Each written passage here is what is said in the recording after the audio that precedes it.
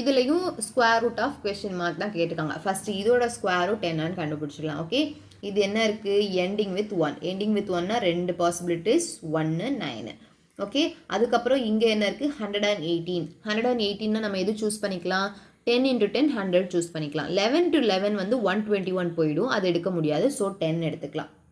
Okay, இனி அடுத்து என்ன பண்ணணும், இதை 11ஆல் மல்டிப்ளை பண்ணுறப்போ 110 கிடச்சிரும். ஆனால் இங்கே 118 இருக்குது, அப்போ பெரிய நம்பர் தான் சூஸ் பண்ணிக்கணும். அப்போ இதோட square root 109. 109 into root question mark is equal to 10137. 10137 divided by 109. 109 வந்து prime number, அதனால இதை நம்ம டிவைட் பண்ணி பார்த்து தான் எழுத முடியும். அப்போ question mark, root question mark வந்து 93.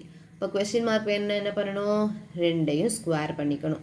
So 93 into 93 8649.